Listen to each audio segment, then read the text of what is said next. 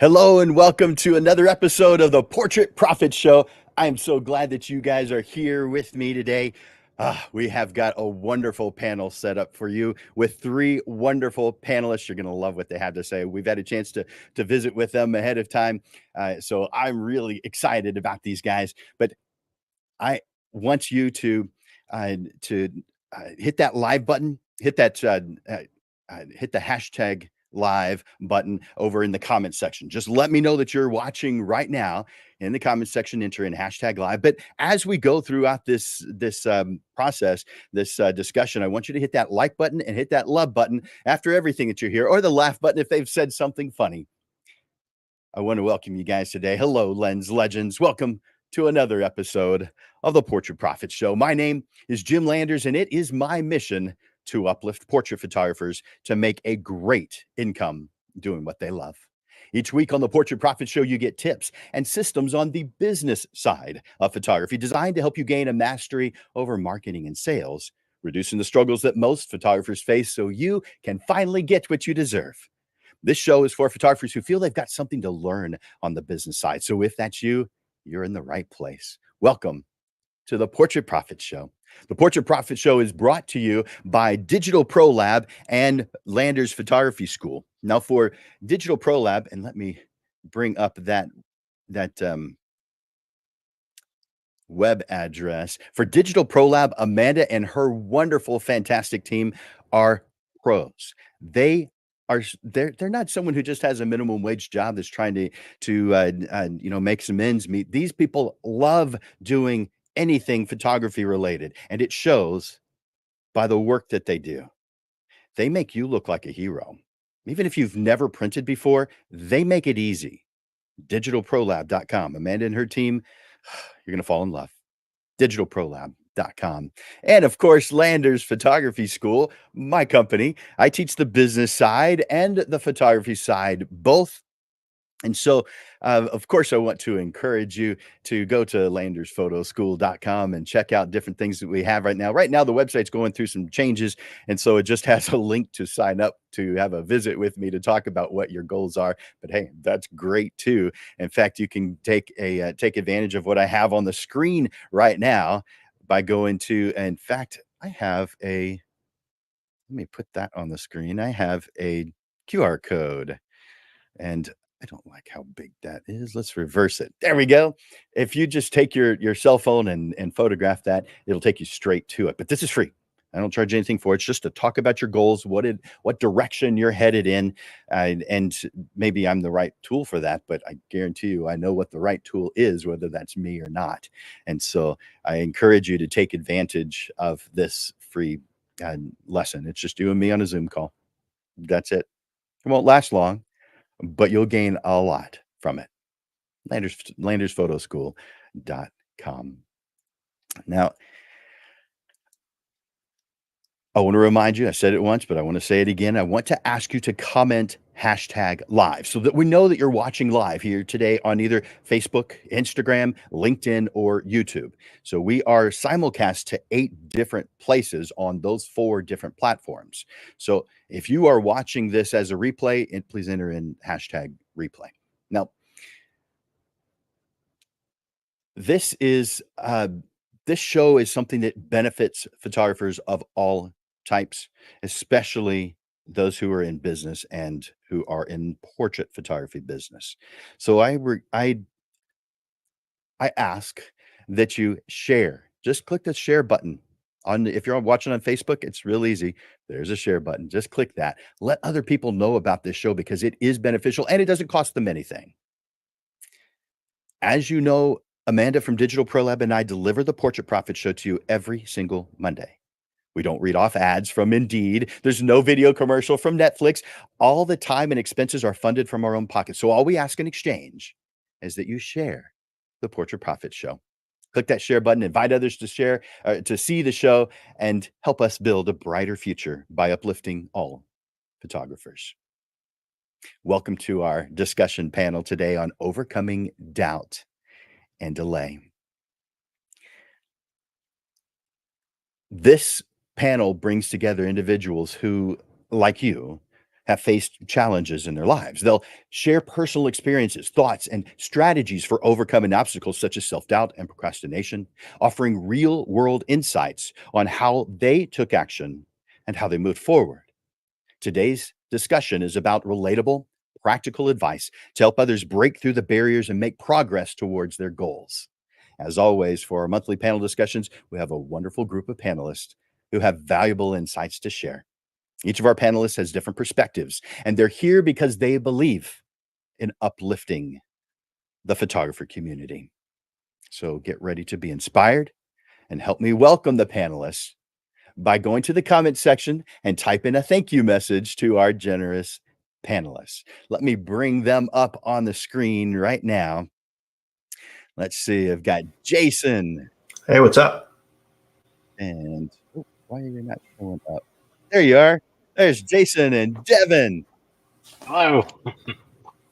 And I don't see his screen, his picture. And Nguyen. How are you guys doing? Oh. Doing well. Thanks for having us. So glad that you're here. Devin, I don't see you. I don't know what Oh no. it's just a blank screen. It's like the camera's off or something. I'm not sure. But at least I can hear you. That helps. Let's see. I'm going to give each one of you guys a moment to introduce yourselves and what you do one at a time. So let me take everyone off the screen and I'll begin with Jason. So let's take off Devin and Nguyen. We'll see you guys shortly. So Jason, how's it going? Fantastic. Thank you so much for having me. Well, I sure do appreciate you being here. You've taught photography classes yourself. You've taught photography classes at Landers Photography School, and so you've made an impact in the San Antonio photography community for photographers in that way and others. In fact, you've got a podcast that you do on the photography side. So you're doing a lot to help out photographers in the community, and I really appreciate that. Now, I know that about you because you and I know each other. I don't know the other two panelists quite as well, so they may have some things to share that are pretty darn exciting too. But can you share a little bit about yourself and who you are, what you do? Absolutely. First of all, it's always good to learn, right? And so even at this stage in the game for you and for me, to be able to listen to other photographers and learn, I think is very valuable. But for me, I've been shooting for my name is Jason Carmody. My photography is J. Allen Photography. I have been shooting. I actually picked up a camera back in 2010, and that's when I thought I was a photographer, which I really wasn't. That doubt is real. That imposter syndrome is real. And so basically in 2012, I pretty much quit photography altogether. And luckily I'm cheap. And when my daughter was 15, 16 years old, she wanted portraits, homecoming, prom, senior photos. And because I'm cheap, I decided, let me see if I can overcome this issue that I have and try to start learning it. And so I was actually able to learn. I spent a lot of time on YouTube learning photography and learning what I was doing wrong, just learning terms in general that I didn't even ever have a clue about photography. It's not just getting a camera and a lens and going out and shooting. And so now I've been really kind of driving and pushing since probably about 2018. And I specialize more with high school students, seniors in particular, and dancers. That is where I love to shoot. That is what I love to shoot. Over the last 2 years, I've been growing a YouTube channel, and that has been absolutely incredible. I get to kind of give back again to the photography community that way, and I have really enjoyed that. And lastly, I did start a podcast this year. I'm taking kind of a hiatus because I needed to give myself a little me time. But that is me in a quick nutshell. And I do like to talk. Well, it's a lot of stuff, and I sure do appreciate you and the time that you're willing to dedicate to something like this, because you have other things going on in your life. You don't need one more thing, and yet when you get the opportunity to uplift to help others, you do it. every time, at least from what I've seen. So I appreciate you, and I look forward to uh, working with you a lot in the Sure. future. Yep, absolutely. Thanks, Thank you again, Jason. Jim. Yeah. All right. I'm going to bring on Devin now, and I don't know if his video is working, but we're about to find out. Hey, Devin. Hey, am I Well, there? you're you're a beautiful black box. Oh man, I can see myself over here. That's so strange. Can you? Hmm. Well, Yeah, yeah. man. And you know what? Yeah, we got on before, and I saw you, and you looked great. I mean, your Uh, hair looked perfect. You had a great shirt on. I love your hat. Uh, you guys are missing out. Devin's a good-looking dude. oh man. Oh well. Well, Maybe I'll can try you tell us logging a back little bit in of here in a second. yeah, tell us a little bit about you and what you do. Yeah. So my name's Devin DeLeon. I've been doing photography. Honestly, I started when I was 18, and I kind of just picked it up on the side. I've played music basically my whole life, and so it was just kind of something to do for fun. And especially back then. So I'm gonna just give my age. So that was about 2008. Back then, iPhones aren't what they are now, so you kind of did have to have a camera, or at least just something back then, other than your phone. So, anyways, I picked up a camera, started shooting. I guess and to talk about doubt, like the first hurdle I faced was like not knowing what the settings actually were. I just shot on auto for about 10 years. And then when I was I went to college late when I was about 25. And so when I was in my senior year, started writing for the Paisano for UTSA. And I started taking photos for the Paisano as well. And it was there that I pushed myself to actually learn what the settings were and like get past that auto phase. And so, yeah, I've been running the business for about 6 years now, been like very serious about it. And I'm going to start teaching lighting classes over at the Parish, which is the studio space I operate out of. And yeah, I would like, yeah, so follow me. You can check those out. Those will be coming soon. And on top of that, I also play music with my girlfriend TJ. We're in a band called the Yada Band. And we also have a podcast as well, but it's more like pop culture, not really about photography. So if you want to listen to that, check it out. You can follow me there. You're doing a lot of stuff, Devin. How do you Yeah, have time? Do you have more than 24 hours in your day? I. Oh man, just making lists. So we're going to talk about it later, but yeah, just Yeah. making lists of things Yeah. to do. So you're like Santa Claus. Make a list, check it twice. Yeah, exactly. Devin, thank you so much for being here, and thank you for all that you're doing and for those around you. And so I Thank you. really appreciate people who Yeah, yeah. um, do more than just help themselves. Now, helping yourself is a good thing. You can't pour from Yeah. an empty cup. So, but I appreciate what you do for others. Thank you so much, Devin. Oh my gosh, yeah. All right, Thank you. I am going to bring on Nguyen. Let's see, Nguyen, how are you doing? Doing well, doing well. Can you hear me? I sure can. Now, Okay. for you guys that don't know, I don't expect everyone to know all the panelists. However, Nguyen is the one that sticks out from this group because she's not a professional photographer. But as you guys know, some of these subjects that we do, most of them are on the photography business side, and they're pretty strictly on the photography business side. But there's a lot of times that we bring in other topics, like today, where we're talking about something that affects us and can harm or help our business. And so I like getting a perspective from someone who isn't part of the photography industry. Now, she does appreciate it and she does create images and she's actually pretty good at it, but it's not what she does as her full-time income. So that's just a little bit of info. But will you do me a favor and or do us a favor and share a little bit about who you are and what you do? Of course. So I grew up in Seguin, Texas, so a small town.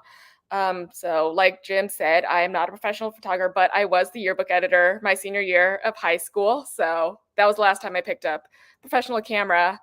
Then from there, I went to the University of Texas. So hook 'em horns. Sorry to any Michigan fans out there, but not really sorry. After I graduated from the University of Texas, I went into teaching. I absolutely loved it. And then COVID happened.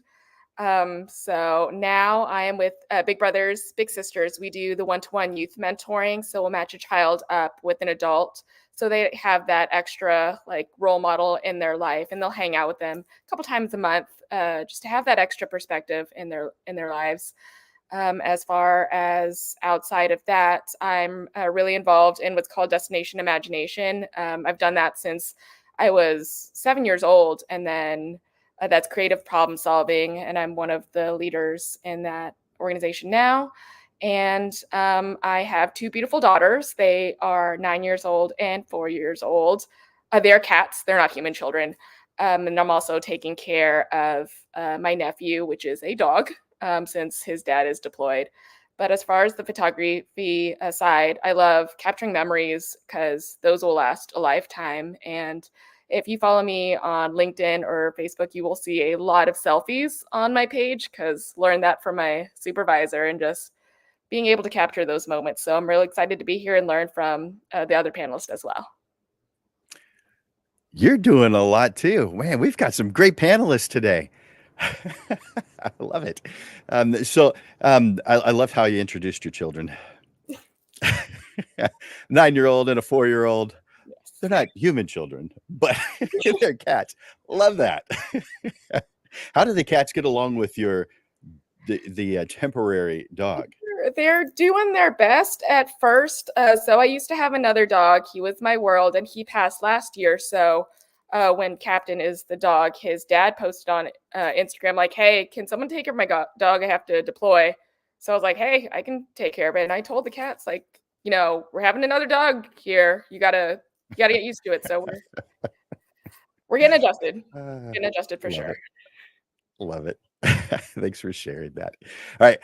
The first question is for you. So everybody gets to answer the same questions, but you're the one who gets to answer this first one first. So let me bring that question on the screen right now. How can individuals begin to recognize when self-doubt is holding them back from taking action? So I think just knowing yourself and reflecting on how you've doubted yourself in the past. So, what was your first thought or action? For me, I know when I have self doubt about something, I automatically procrastinate about it. So, recent example.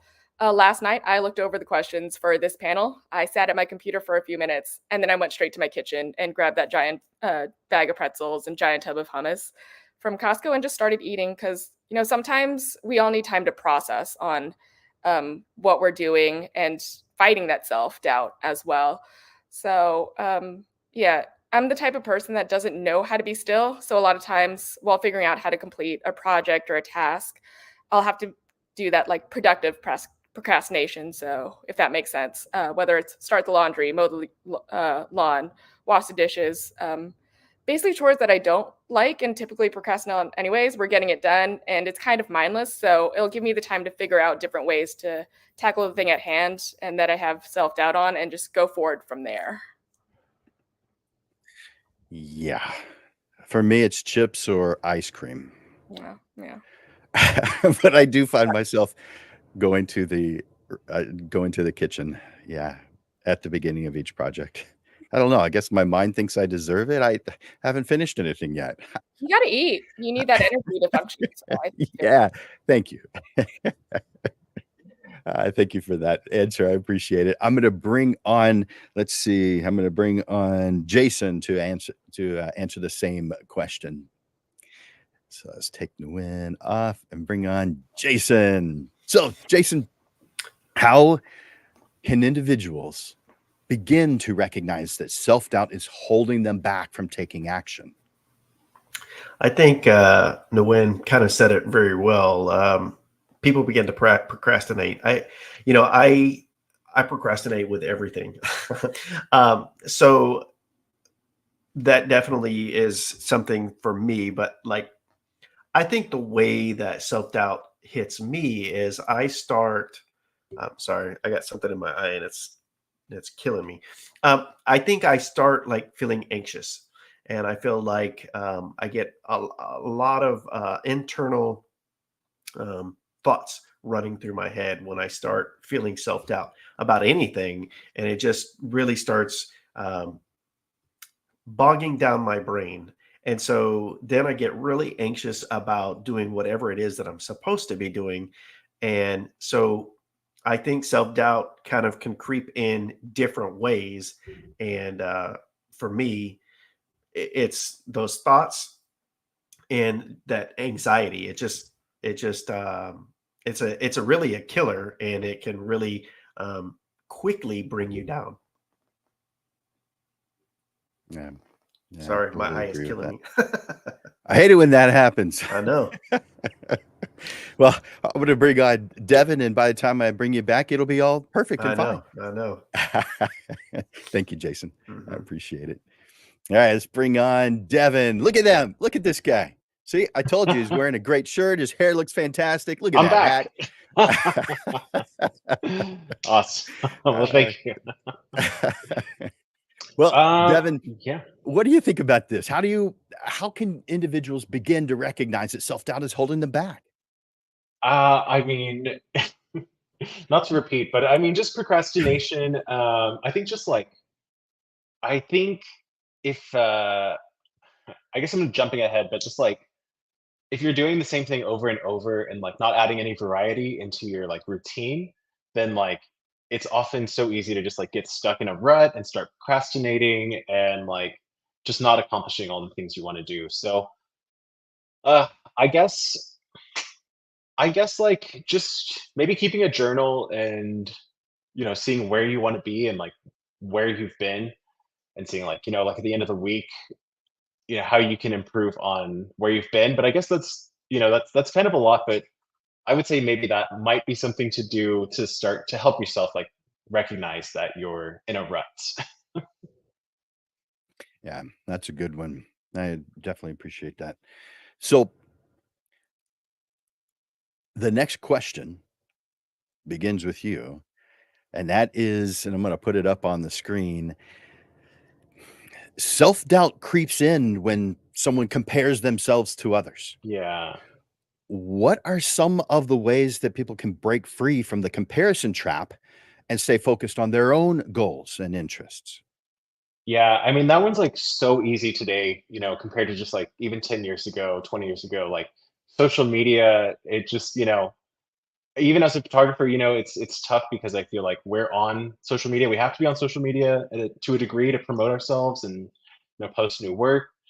I would just say the best thing you can do is, I'm not gonna say stay off social media, but just like understand that that's like that like we all have our own goals and we've all started in the photography world at very different times and have progressed at very different rates. So like where you're at, that person once was. So don't worry about like what they're doing. Just really focus on your own journey and focus on like what you're doing, and you'll be great because just keep focusing on yourself. It sounds so easy, I know. yet we have trouble. What is with us? Is it I is it a know. creative thing? Is it just because is it or does everyone, I guess everyone, but I For don't know. sure. Creatives, I think, really are bad about it. Yeah. I mean, sometimes maybe just mute somebody I don't So, I guess you've tried that strategy before. know. Maybe. I don't know. Thanks, Devin. I appreciate that. All right, let's ask that same question now of, Nguyen and bringing her on. All right, Nguyen, this one's a tough one. Self-doubt creeps in. So what are some ways that people can break free from the comparison trap so that they're staying focused and reaching their own goals? So I think when it comes to other people, I feel like just changing the word compared to learn is something that helps me. So having that education background, I'm always excited to learn. So unless I'm learning that my Longhorns are behind in a game or learning that something is broken and I have to pay to fix it, then I don't want to learn about that. But there's that common saying that you learn something new every day, and that can be totally applicable to learning from other people.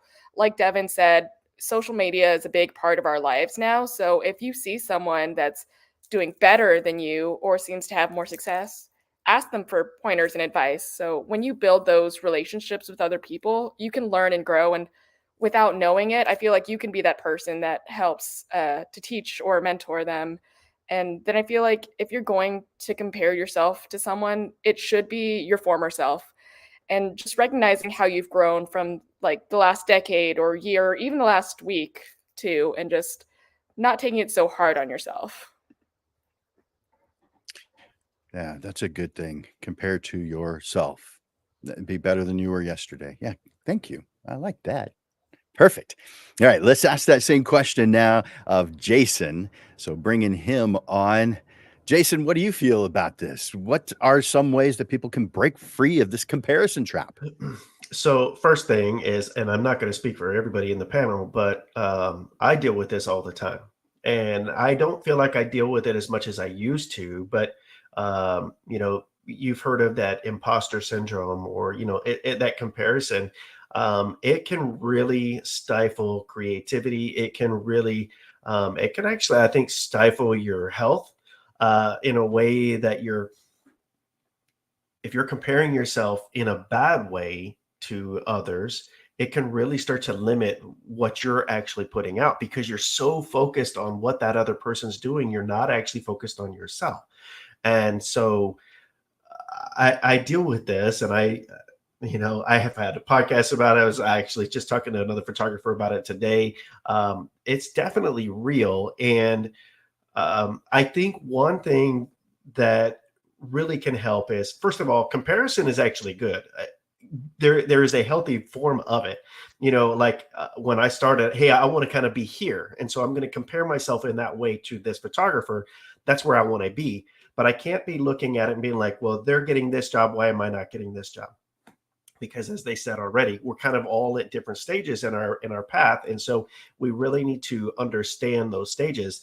And it's kind of in your question, how can people break free of this comparison trap and stay focused on their goals? Have goals, set goals, um, and look at your progression. Look at where you came from. Kind of, again, as we said, compare yourself to yourself yesterday and see where you're moving day to day, and see, are you accomplishing these goals that you've set? Don't set outrageous goals that you're going to be, the number one photographer in San Antonio in a year. That's unattainable. Set reasonable goals so that you can look back and see that you're hitting these goals and making your mark. And that way you're comparing yourself healthily, if that's a word, the right way, And so I think that is how, to me, the best way is, like, I kind of try to tell myself, look back at where I started, look back what I'm doing, what I'm accomplishing now, as where I was a couple of years ago. Don't look at, why is this person getting this gig and I'm not getting this gig? They're not as good as me. It doesn't matter. You know that as well as I do. You don't have to be the best photographer to get a gig. You could be anybody with a phone and get a gig, and the professional might not get it. So you can't compare yourself, because you don't know the other story. You don't know the whole story. And so setting goals, look at your own progression, I think, is a way that I try to stay out of that comparison trap. Man, great answer. All three of you guys. Yes. Got the right panelists for today, didn't I? I love it. So thank you so much for that, Jason. That's wonderful. Now, for those of you who are watching, if you could do me a favor, if this is resonating with you today, if you're hearing some stuff that you like, that's beneficial, that you think could benefit you, do me a favor, just go over to the comments real quick and just write the word yes. Just yes. Now, if you want to elaborate on that, I welcome the elaboration. Share your thoughts, ask questions even, but at least just go to that comments section and just say yes. All right. Next question is for you, Jason, or at least to start off with. Procrastination is often just a coping mechanism for whatever discomfort or fear. So whether it's a fear of failure, success, of change, how can someone shift their mindset to view these problems, these concerns, as opportunities for growth rather than as obstacles? This one's a hard one. I don't necessarily know. So for me, uh, this was like several years ago. I was kind of struggling. I started feeling like I was finding my place. I finally figured I was getting to a point where I could control my work and I could go out and get what I wanted, how I wanted to get it. But I still wasn't putting myself out there. And again, a lot of it was that fear. And so you just kind of are lingering and again, procrastinating. And I think I finally just tried to change my mindset that um, the worst that they can say is no. And maybe that's too easy of an answer, but I think you just have to look at it like it's not the end of the world. The least they can say is no. Like when I really wanted to try to start growing, I was a broadcaster in the Air Force, and so I had kind of saw some stuff on YouTube that to try to grow to reach out to local influencers. And so I was like, hey, I know the broadcast world. Let me reach out to some local broadcasters. And I just kind of was like, the worst they could do is say no. And they actually said yes. And so I shot with a lot of the Fox 29 or Fox 29 morning crew for that first year that I was really growing. And I was like, they actually like my work. And so I think it's probably too easy of an answer for me at least, but I just was like, uh, I'm not going to die. You know, I'm just going to try it. And so I think I just had to uh, take one step forward and be willing to accept that if it's two steps back, then I can do another one step forward later. Well, that definitely makes sense. Yeah, I appreciate that. Thanks, Jason. Mm-hmm. I appreciate your thoughts. I'm going to ask that same question now of, let's see, I'm going to bring on Devin to answer that same question. So bring on Devin. So Devin, all right, procrastination. It's a problem, especially for creatives, I think, but I think it's a problem for all humans. So how can For someone sure. shift their mindset from whatever it is that's causing them this procrastination problem into opportunities rather than for growth rather than obstacles? Yeah, and I think everything you just said was right. Like the biggest thing you can fear is somebody saying no, but it's really not that bad. Like the worst thing anybody can say is no in this industry. And really, like I don't know. I kind of come from like a sports background too, so or I have a sports background, and just like I think the best thing you can do is just get over your fear, put yourself out there, and it's all. I think I don't know. In my experience, generally everything all works out if you just put yourself out there. If you procrastinate, stay in your room all day, or I don't know, just don't do anything. Nothing's ever going to come to you. Nothing good's ever going to come to you. So, putting yourself out there, taking those losses, but you're going to get the right win when the right time comes. So, just keep going. Just keep going. Don't procrastinate. Do whatever you can not to procrastinate. So easier said than done, just like For everything else, huh? sure, for sure, for sure. But I mean, I guess what you could do, I mean, if you have other friends in the field in photography, or as someone's mentioned earlier, reach out to somebody else Yeah. who's successful. Reach out to you, Jim. I'm sure you're willing to help anybody or just about everybody in this world, this And business. I didn't pay him to say that, you guys. No, he did not pay me to say that. No, but really, you could reach out to a friend. I'm sure reach out to somebody. Everybody is like so accessible these days. Like I've reached out to photographers who are in New York, who have hundreds of thousands of followers, and they'll write back to you. Just ask them like, how did you get that shoot, or like compliment them on that work on their work, and you really have the world's way more accessible now than it's ever been. There you go. Yeah. Positive attitude. Love it. Yeah. Thanks, Devin. All right, I'm going to bring on Nguyen to answer that same question. All right, so do you think this is a tough one? Is this harder than other topics about procrastination and how to deal with it? I mean, I'm gonna go 3 for 3 with the rest of the panel. The worst thing that can happen is someone that says no, and then it's kind of like the first question for me, where just having that productive procrastination, so it gives me time to think while also knocking out the stuff that I didn't want to do at first. So as far as like the fear of failure, I had a lot growing up, and even to this day. My parents came from Vietnam after the war, so they were very much the stereotypical Asian parents for the longest time. They've gotten a lot better, but there was so much pressure to be perfect. But you have to remember that it's really just you putting that pressure on yourself. A lot of times, there's going to be people that are amazed by what you're doing, and one of my favorite pieces of advice was from my current supervisor, Gable Crowder, and that's you have room to fail.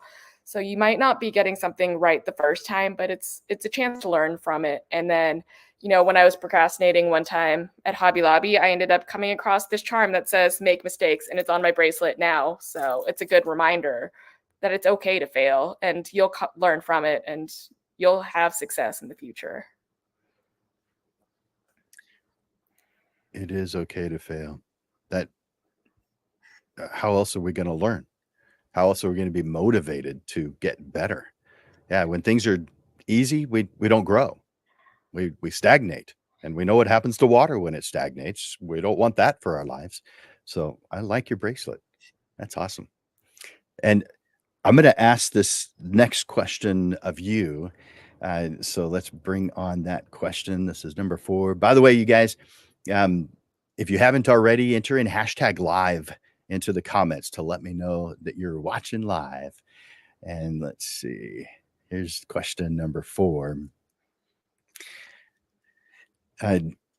Many people struggle with perfectionism, which can lead to both self-doubt and to procrastination.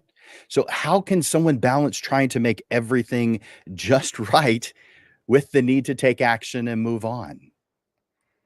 I struggle with perfectionism all the time, but I feel like the idea of perfectionism is because we want others to view us as competent or like really well put together. So we put that pressure on ourselves. My very first mentor I met in first grade, and he was the D teacher for the district, and he was the coach of our Destination Imagination team. And for the longest time, we thought he had it all together. He still keeps in contact with us, so that's been over 25 years that he's been in our lives. And it wasn't until we were older, probably about college age, that he started sharing that he struggled with stuff, and that helped us to overcome things, knowing that we weren't the only ones, and the people that we look up to, they're dealing with perfectionism and self-doubt and all of those as well. So we see each other ourselves in a completely different way than others do. So we really do have to give ourselves grace. So similar to before, just learning from others. One of my coworkers from my very first year of teaching said, "Practice makes better," and that helped me a lot compared to that whole "practice makes perfect" saying. So knowing that we've done the best we can give us a lot of peace of mind. Plus, there's lots of times where we can always revisit things and improve when we're not procrastinating at first on a project, and we have that wiggle room at the end. That is definitely good advice. I appreciate that. You've got a lot of good advice. Did you know that? I try from being a mentor in Big Brothers Big Sisters. So yeah. Love it. Love it. Thank you, Nguyen. All right, I'm going to ask that same question now of Jason. Bring him on. So, Jason, we want things to be just right, and sometimes we go overboard with that. I don't know about you, but I have spent a lot of time doing things to make it. I don't know that I'm after perfect, but what I view as just right, and knowing that my client won't even notice what I've done, but I'm still going to do it anyway, even if it's time consuming. So, how do you balance that? Trying to make everything perfect with the need to take action and move on and get to other things. So I don't know. I had a conversation with a photographer yesterday, and he commented back, and he said, I'm reading it. He said, "It's scary having confidence in your work." And I think that is so true. And, you got to be confident. Now, of course, we're all at different stages in our photography.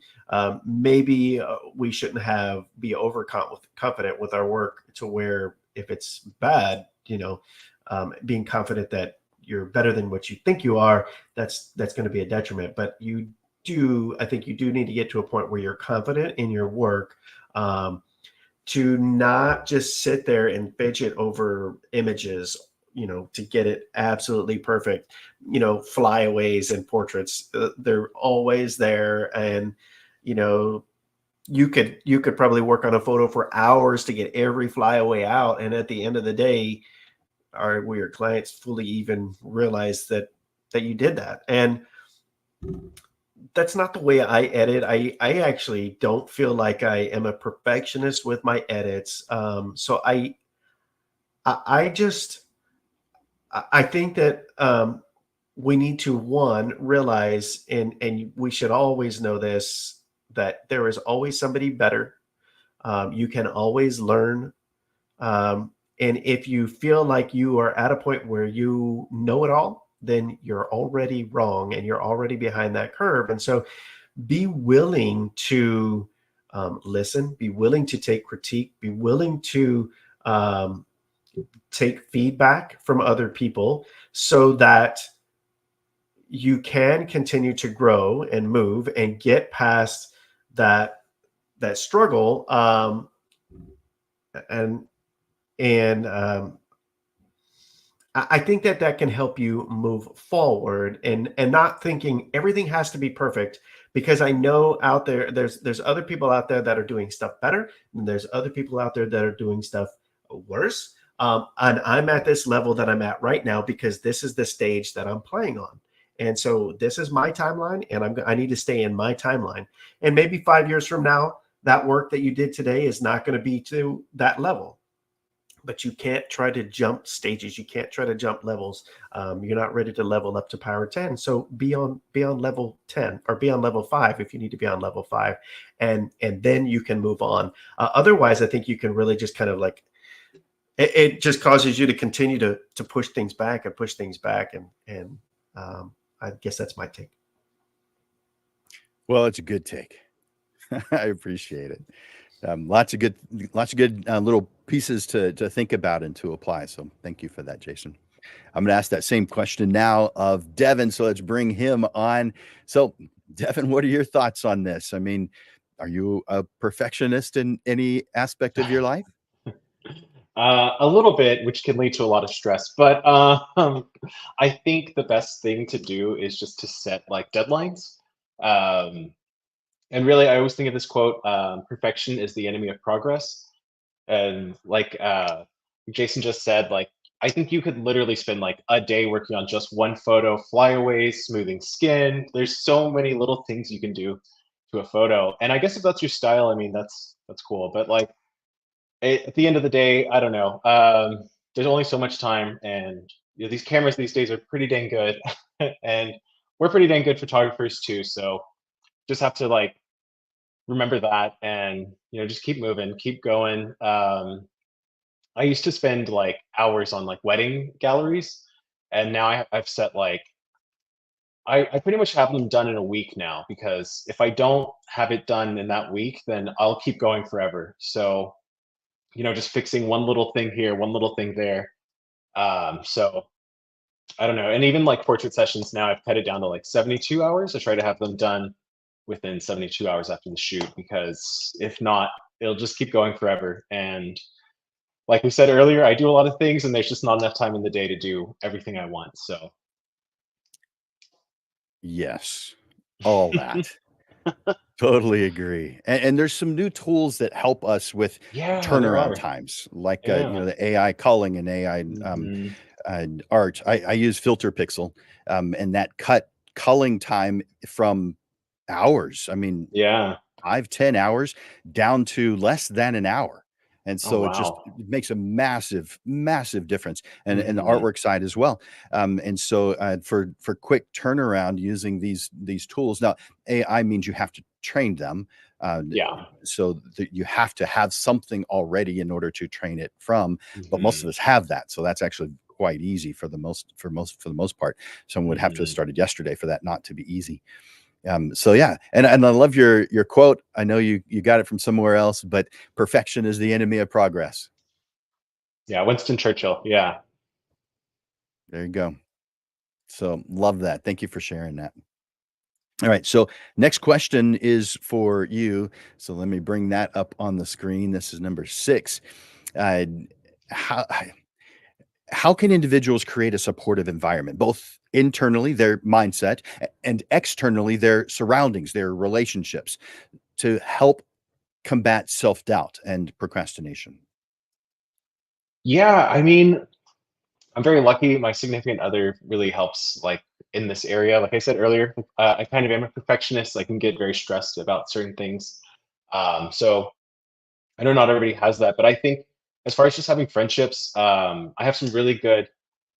I think we had talked about it too before the podcast or before we went live. That there's some photographers who are kind of keep to themselves. There's some who go out and go to all the events. I'm kind of somewhere in the middle. I have some like very close photography friends, and we're all I would say we create that environment for each other, and we push each other, we help each other as much as we can.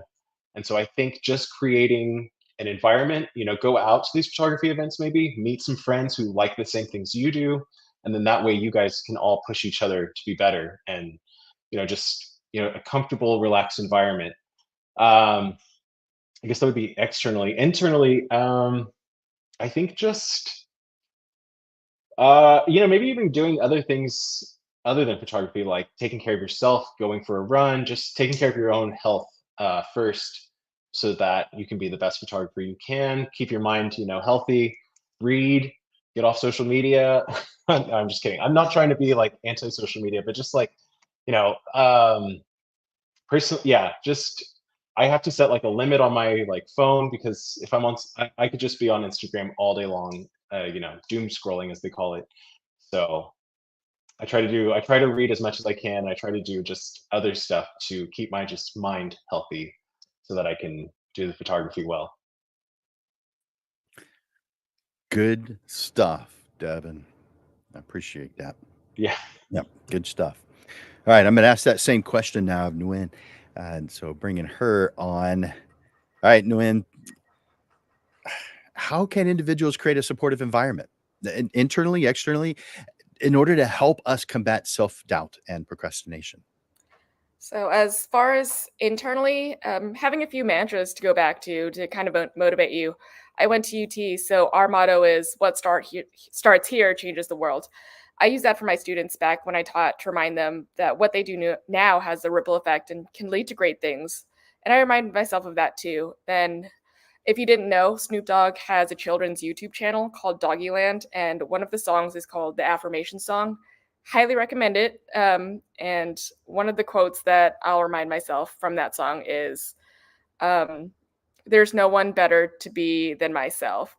So that's just a reminder to just support yourself as well. Then, as far as externally, just surrounding yourself with people that support you, that keep you accountable, and allow you to have more positive emotions than negative ones than when you're around them.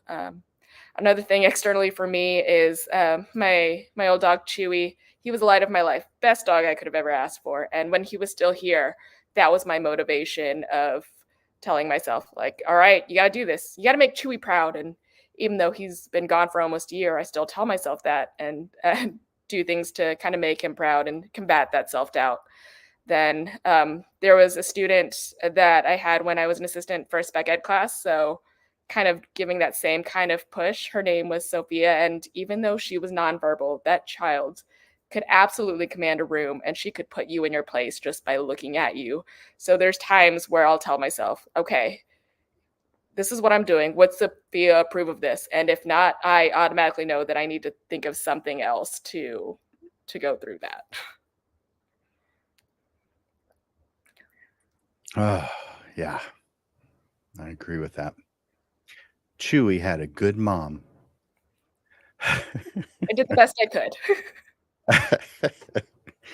Oh, man. All right, so I'm gonna ask the same question now of Jason. Thank you for that, Nguyen.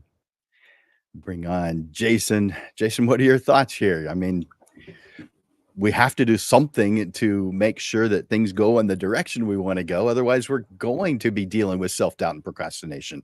What do you think? I think something that I've tried to do, and I probably should do it more often, but um, I I would say review your old work internally, even though that's going to be external because you're looking on the computer. But or you're looking at prints or whatever. But review kind of where you came from. You know, once you've been shooting for 10 years, you probably don't need to go all the way back to year one. But like maybe go back 2 years ago or 3 years ago and see, you know, have I made any steps of improvement? And just kind of look and see what your work looks like then compared to what it looks like now. And I think what that can do is that can show you that progress. And so that is going to kind of build that internal support like, hey, you're actually doing well, you're getting better, you're growing, and you're continuing to make strides in the correct way or in the right way. So I think internally that's something that maybe you can do is review old work. And then as far as externally, what I would say is, and I think we could all use this in this world right now, but being open and talking. I do have a tendency to, even though I'm an external person, internalizing some of my doubts and my frustrations. But I feel like if I voice this more to not necessarily other photographers, but even to my wife, you know, people who are going to listen. But then I do think that you also need to be able to have a rapport with photographers that are maybe in the same boat as you or in a similar stage as you. And then maybe even some that are beyond you. So like looking to you, Jim, as a photographer mentor, that way you can express some of these issues and some of these concerns that you're having, and they can give you feedback and be like, hey, look, this is, you know, this is kind of what I see. And so I think if we can learn to talk more about some of these issues, I think that can actually really help. And that's something that I've really been trying to delve more into this year. Maybe it's because I've been dealing with a lot of internal issues on my own, but I feel like I've been trying to externally talk about them more. Maybe it's like getting them out there helps us visually see them more too. And so I would say one, internal, review old stuff, and external, voice it, talk it, bring it to life so that you can actually see it. Good stuff. Yeah. Thank you, Jason. I like how you spelled that out too. All right. So I have a next question for you, and I'll put that on the screen. The next question is on time management. It's often cited as a key to overcoming procrastination. But what strategies or tools, maybe even software tools, would you recommend to help people manage their time more effectively? Definitely a good one. You know, Devin mentioned it earlier. He's got timelines that he sets for his sessions, and that's kind of how I am too. So I try to have my session gallery up to my client within 48 hours. And then once they give back selections, then I give another 72 hours to have final edits and everything out to them. I normally beat those deadlines, but those are my deadlines that I try to put on myself to make sure that I'm not lingering on those. And I also don't want people waiting on me either. Are they arbitrary deadlines? Absolutely, because sometimes my wife tells me they don't need their photos right now. You just took them. But I don't want people waiting on me. I would rather me wait on them. And so as far as that goes, setting your own little personal goals, deadlines and stuff like that for specific projects. As far as tools, software, I do think that there is some good software out there.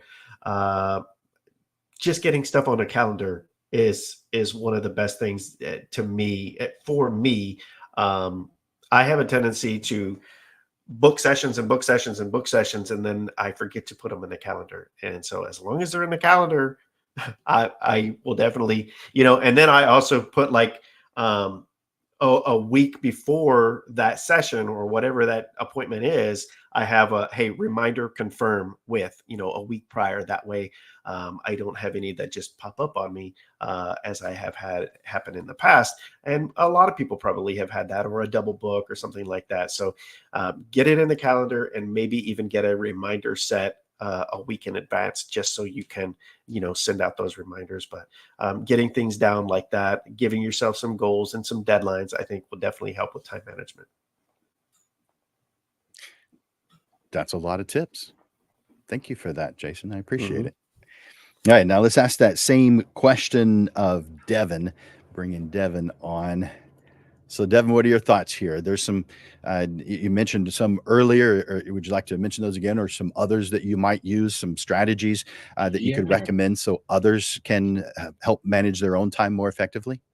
for sure, for sure. Well, I'm big on Google Calendar. I'm guessing Jason is too. It's like with the reminders. So I have mine set for like one like for a week out and then one 48 hours before and sometimes even like the day before. I don't know, just because you never know. But so as far as apps go, Google Calendar is a good one.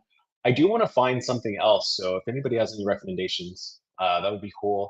I also have like a physical calendar that I keep on me every day, and then in my office I have a wall calendar, so just so that like everything's always hammered home.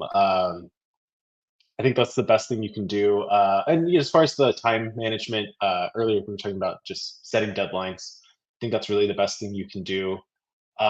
Just like a quick anecdote as far as like that goes. Lin-Manuel Miranda, the guy who wrote Hamilton, he was out one night with friends and he was like, sorry guys, I got to go. I have to finish this song and send it off to like my producer or something. And they were like, what are you talking about? You're famous. Like, you don't have to do that. And he was like, if I don't like stick to these deadlines that I set to myself, like I'll never get anything done. So like, I think just setting deadlines for yourself is really like just the best thing you could ever do for yourself, as far as productivity. Or else I know like for me, nothing will get done if I don't set a deadline. Same here. That there's too many things that we want to do. There's too many good Mhm. things that are available to us. So we have to just narrow those good things down to just the right Mhm. things. And those right things need deadlines or they're not going to get done. Yeah, great, Devin. Mhm. Thank you for that example. I appreciate it. Well, let me ask you the next question. I've got to ask Nguyen that same question. So I'll come back to you here in just a bit. Thanks, Devin. Thank you. So, Nguyen, uh, time management, it's it's often cited as a key to overcoming procrastination. So, what strategies or tools can you recommend to others to help manage their time? Okay, so it's definitely a struggle with time management as well. But adulthood is filled with the unexpected, but having those basic routines in place helps me. So for me, first thing in the morning, open up my phone, do my Duolingo lesson, feed the pets, get ready for work. At work, I have that schedule. I have the Outlook calendar, and then I have like the personal planner, and that's color coded. So that helps me as well. And then just reminders throughout the day on my watch for like, you have to drink water, you have to move around when it recognizes that I've been sitting for too long. And then just having mini rewards to complete tasks can be useful too. So when I was a teacher, a lot of the kids were visual learners. So we had this, what was called the first then mat. So for example, first you complete 5 math problems, then you can get on the tablet. Or first you read a chapter from your book, then you get to draw. So for adults, it could be something like first you complete your PowerPoint for the presentation you have next week, then you get to go to dinner with your friends. Or first you schedule 10 meetings with prospective clients, then you get to watch a TikTok video. So even thinking about the possible consequences of what could happen when you procrastinate on something. So I know for you guys, photography, that has the consequences. And then for me, personal experience, if you don't mow the lawn this weekend, it could rain and the grass could get significantly taller, which takes a lot longer for you to actually mow it. So that wastes time. And then if you wait to prep your responses for a panel that you knew about, then you have to stay up way past your bedtime. So, yeah. Good example. Love it. Thank you for that, Nguyen. I'm going to ask this next question of you, and let's bring it up on the screen. Let's see. All right. So, what practical techniques can people implement to move that feeling of being stuck or overwhelmed to taking those first small steps towards their goals? So I think it's similar to just going up a staircase. You have to take small steps and then similar to like going on a cross-country road trip. There's so many ways to approach it. Maybe it's smaller steps at a time or just right away, but just you have to take that first step. So just analyzing the various parts of that goal and then just breaking it to small parts.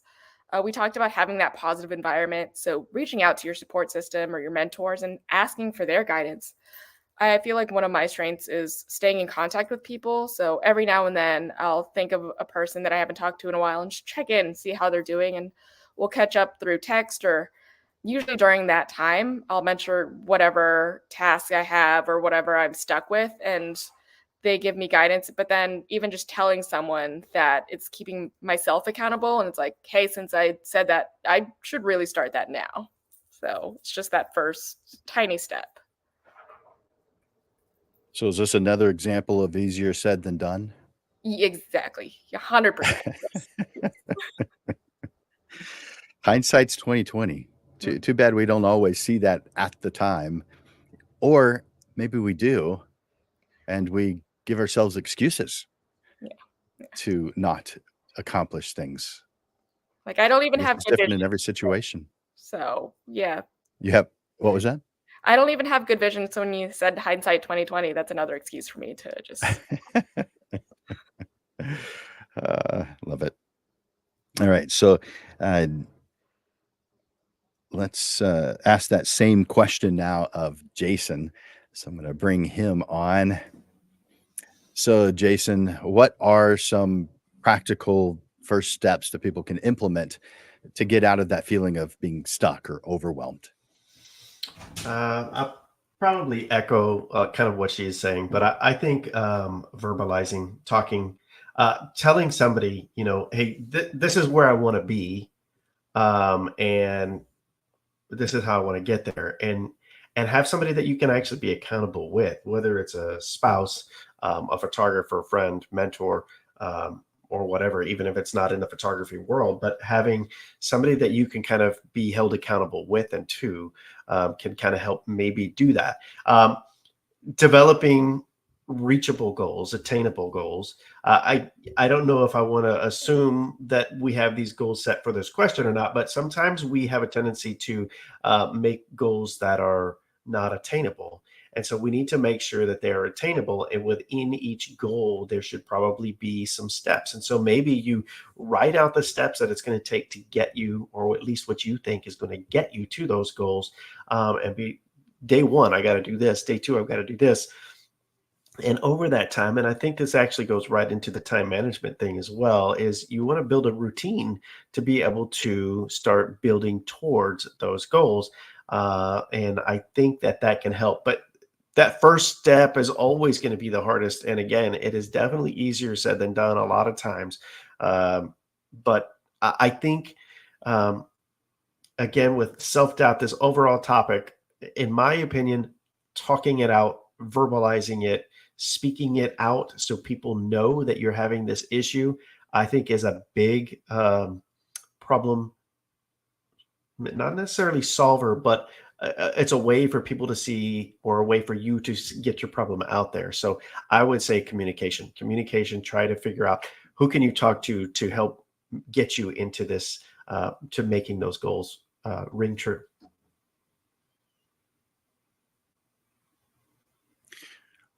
A lot of variables there to think about and to consider.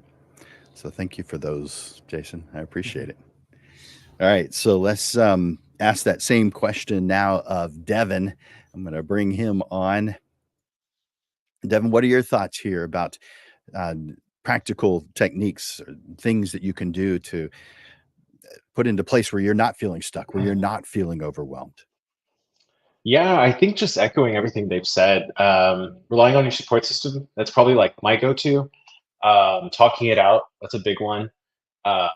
Specifically with your support system. And if you're lucky enough like me, they might even jump in and want to help you like just get started, and I think I'm very lucky for that. And so hopefully if you can just build that support system, get your friends involved, uh, reach out to other photographers, see if that's like this project might be something they would be interested in. Um, just reaching out. I think verbalizing everything they've said is the best way to jump off that point. It makes sense. Mhm. Definitely makes sense. You guys watching, if you've got any thoughts or ideas on any of the things we've been talking about, something that's worked for you, tools that you've used, steps that you've taken, will you share those in the comments and let others know about that? The next question is for you, Devin. Can you share some examples of how embracing failure or embracing setbacks Mhm. as a tool has ultimately led to some success, your definition of success, of course, and how can reframing that concern or that failure help individuals to overcome their self-doubt? Yeah, yeah, absolutely. So it's kind of funny enough. At the beginning of the year, I had left the parish to go to a different studio, and then things just didn't work out there. And so then I called the parish back and said, "Will you please take me back?" But unfortunately, they'd already filled up all the spots, and it took me about 6 months to even get back in. But but honestly, during that time, like there were, I don't know, setbacks. There were times I was feeling really down, having like an existential crisis. No, I don't know. But really just like it was a big hurdle to overcome.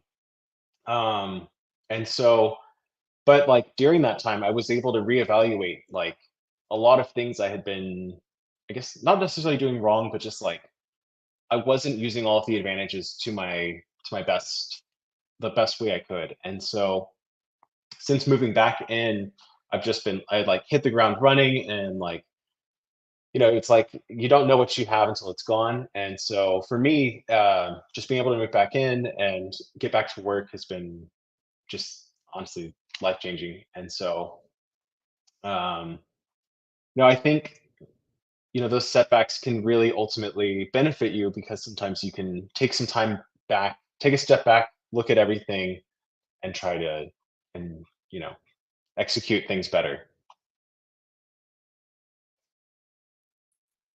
Hmm, absolutely.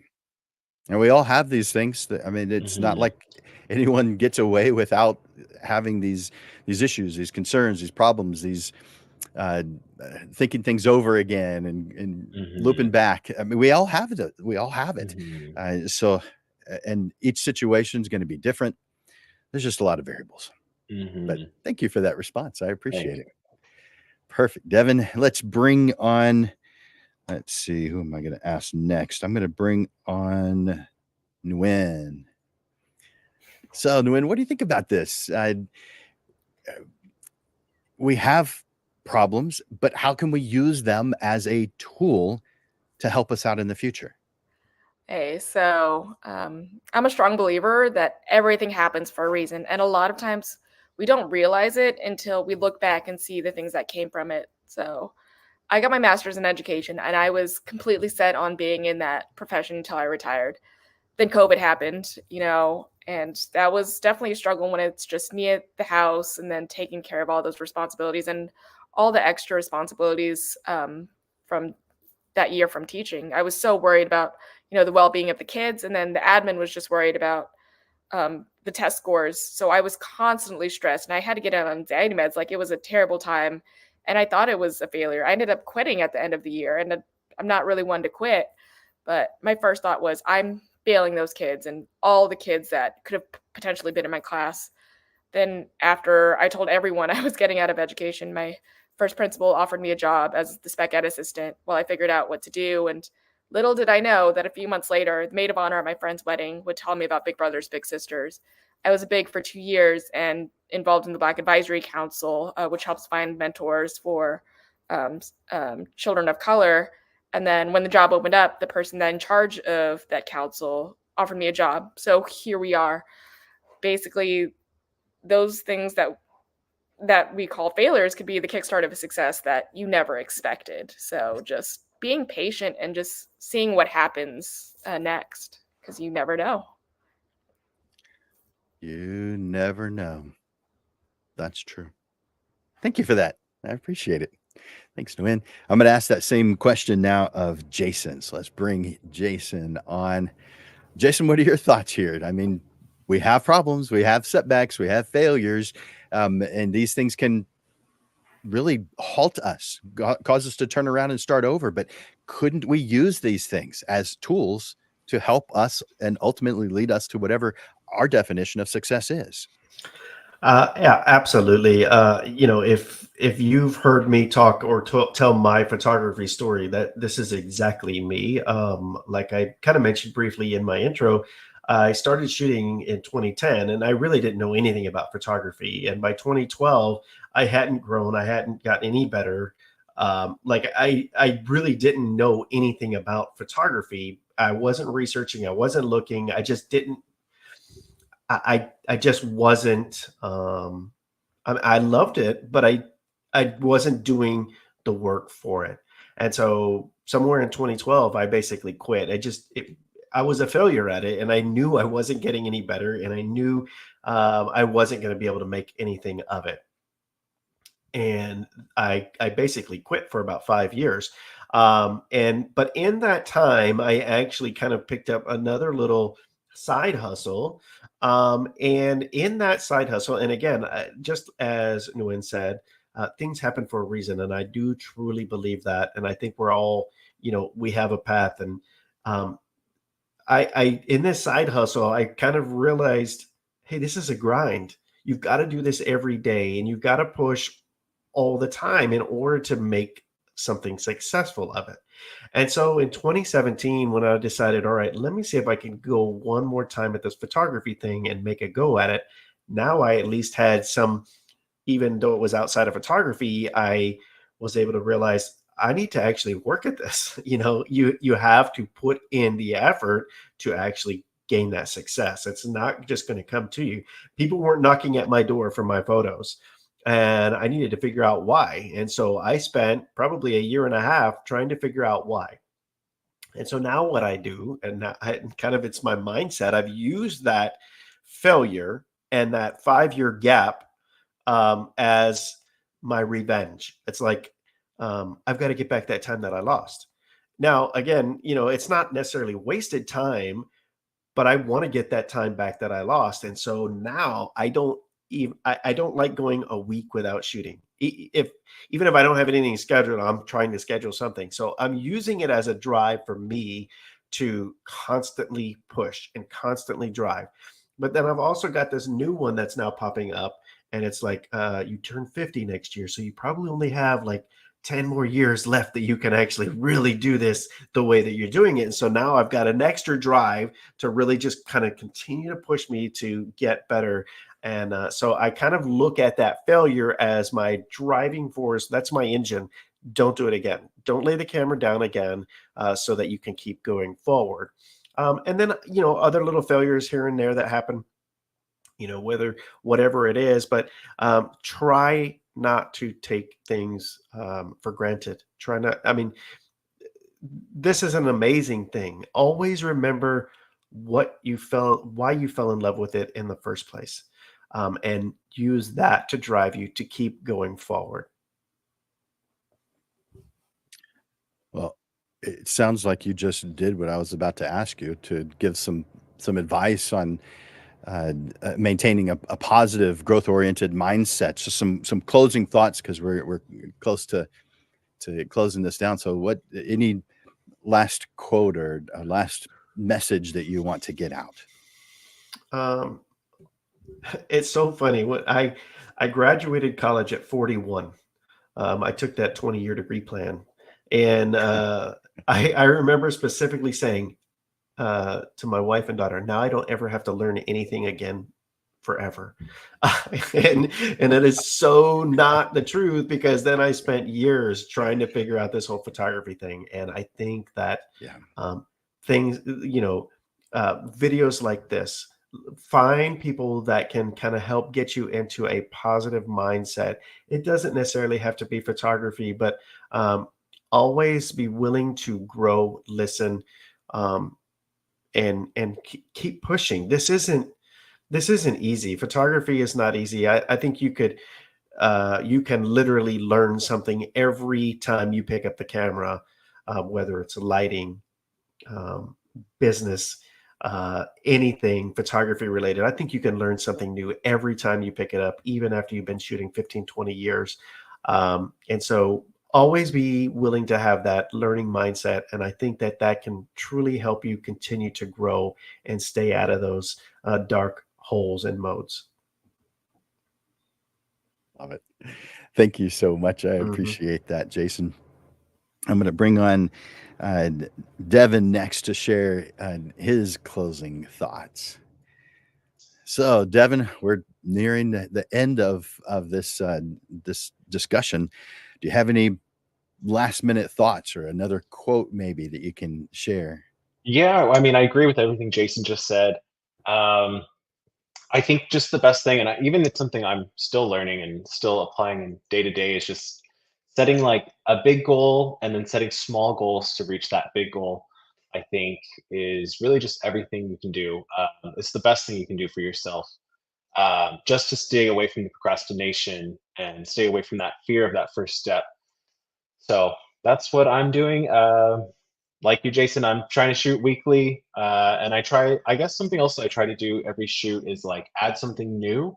So like maybe it's adding an extra light in a studio session, or it's adding a reflector somewhere, or like a V flat.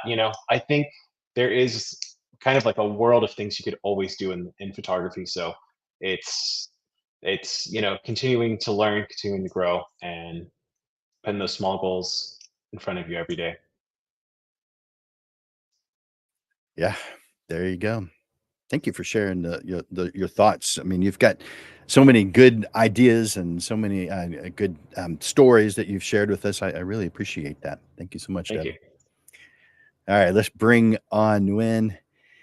Let's see. There we go. So, Nguyen, what are your closing thoughts? Maybe a quote or just something uh, to end this with. Now, I've got some more I'm going to be sharing upcoming shows and stuff, but as far as this discussion, what do you have to as a closing thought for us? I know we talked about procrastination and doubting the delay, but patience and procrastination are two different things. So be patient with yourself when you're learning or trying something new. And like we talked about a lot, rely on those other people that you know, your circle and your support, and just have that there to guide you as well. And then just if reach out to people. And then at the end, if we're able to take a whole group picture for us so we can capture that memory, because like we said, pictures are very important. And then, be patient with yourself. There you go. I love it. Thank you so much, Nguyen. She and I didn't know each other as of a few days ago, and it was because of Cindy Urshan who told us. So I want to do a shout out to Cindy. I think she may be watching right now, and I want to thank her for bringing you into the Portrait Prophet show, because you've added a lot today. I really appreciate you. I'm going to bring on each of our panelists right now. Our panelists have generously shared their extensive expertise and experience with us. And we hope that you have gained some valuable insights and useful tips. So I want you guys, viewers, to do me a favor and do the panelists a favor. Go over to the comment section and thank them for being here. They didn't have to be here. They've got other things going on in their life. They've got cats to take care of. They've got families to spend time with. They've got music to play. And yet they're here with you because they believe in uplifting the photographer community. And thank you for sharing one of your cats with us, Nguyen. It's a beautiful cat. So please share your appreciation of their gift of time and attention by also clicking the like button and the love button. It is because of wonderful people like Jason, Devin, and Nguyen who uplift the photography community, and we want to encourage them to continue to do so. And we're doing that right now with our comments. So thank you guys for being here today and sharing. You are wonderful.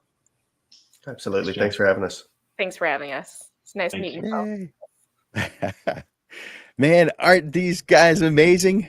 Ah, we get so lucky with panelists. I don't know if just everybody is wonderful because, I think kind of everybody pretty much is, but our panelists on the show, this is the 39th panel that we've had. We have one every single month, so 39 months in a row that we have had panelists, and we always seem to get these wonderful, fantastic panelists. So thank them. Do me a favor and go to the comments section and thank them for investing their time and believing in you. All right. I want to let's see, encourage you to do I have that here? Sure do. If you'd like to speak with me and talk with me more about this subject or any other business related subject, of course, the photography side as well, take advantage of what you see going across the screen right now, and I'll put up the let's see, there it is, a UR a QR code so that you can take advantage of that if you're watching this on a computer screen and you can use your cell phone to do that. But if you use that address, you can get 15 minutes with me just to talk about what your goals are, what your direction is. That could lead to a class, but that's not the purpose of it. Of the well over 500 people that have taken advantage of the business assessment, the vast majority, the extreme vast majority have not taken any classes because it's not for sales purposes. It's just to talk about you. I mean, if something that I do definitely aligns with what you're doing, I'm going to tell you.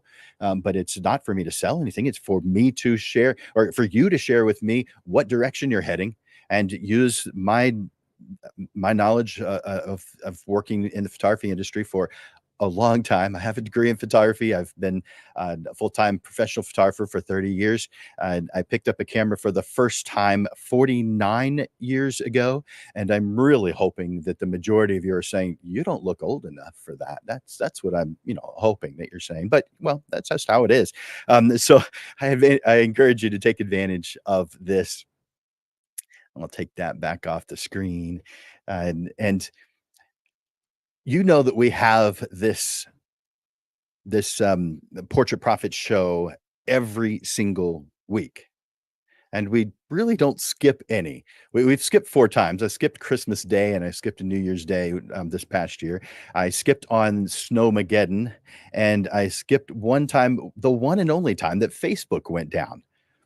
But other than that, we're here every single Monday to uplift the portrait photography community. That is what we do. That is what Amanda at Digital Pro Lab and myself at Landers Photography School, this is what we believe in. So as you know, you get the Portrait Profit Show every single Monday. The majority of them are at noon. It's only on the second Monday of each month that we move it to 6:30 in the evening, like you're experiencing right now. But every single Monday, we have a show. And so here are the upcoming shows. In 1 week, we're going to be doing ensuring that your emails reach your clients. Now, I don't know about you. I believe that email is still a great way to get the word out. Not everyone agrees with that, or not everyone uses that particular tool. But a problem that happens is not all of your emails reach the destination. And so we're going to be talking about this problem and how to solve it. So imagine your emails landing directly in your clients' inboxes, and that it's eagerly opened and acted upon. You're going to discover effortless strategies to make sure that your messages are impossible to miss and irresistible to read. 1 week after that, on September 23rd, we're going to be talking about marketing and visibility for photographers. Transform your online presence into a magnet for potential clients, where every post, every image, every interaction, every email builds your brand and boosts your business. This isn't a dream. It's a reality that many successful photographers have achieved, and you can too. That is on September 23rd. Add it to your calendar. On September 30th, we have The 10 steps to an effective promotional campaign. Maximize your marketing impact. Uncover the 10 essential steps to promotions that attract, engage, and convert. Turn your next marketing campaign into a client magnet. On October 7th, we're going to be building a future together. So that's next month, of course, but still right around the corner, building a future together. This is about running a business with your spouse because it can be incredibly rewarding, but it can also bring some unexpected challenges that test your relationship and make it difficult to do business. Join us as we share practical strategies to help you and your partner build a thriving business and maintain a healthy relationship, both in business and in life. And on October 14th, I'm going to end with this one as far as the upcoming shows. October 14th is the second Monday of the month. That's when we move it to 6:30 in the evening and do a panel discussion. That one is going to be on couples in business. So you'll be excited to hear that one for those of you who work with your spouse to some degree, maybe completely, maybe it's 50-50, maybe they just help out a little bit. But if that's part of the deal that you have, you're going to want to go to those first 2 October Mondays. Now, as we bring today's discussion to a close, I want to express my sincere gratitude to our panelists for sharing their invaluable wisdom and experiences. Their journeys have illuminated new paths for our own success. Lens legends, you guys, allow their stories to be a reminder that you are creating legacies for both your clients and for yourself. Photographers aren't just members of some profession. We leave a mark on the world through our stories. And our stories that we're telling are immortalized because of what we do. We're the guardians of moments, the crafters of heirlooms. We're the architects of history. As we move forward, armed with the insights and inspirations from our wonderful panelists, let's challenge ourselves to push the boundaries of creativity and professionalism. Let's commit not only to enhancing our skills, but to nurturing the bonds that make our photography community a source of strength, innovation, and collective achievement. I want to thank you once again. Thank our panelists once again for their generous contributions of thought, advice, and time. And I want to thank you, Lens Legends, for your time and attention today and for the efforts you put into being an exceptional portrait photographer. I encourage you to like and share the Portrait Profits Show. And be sure to join me every single Monday, especially next Monday, a week from today at noon. Together, Lens Legends, we support each other in achieving our goals and making a difference in the world through our passion for portrait photography.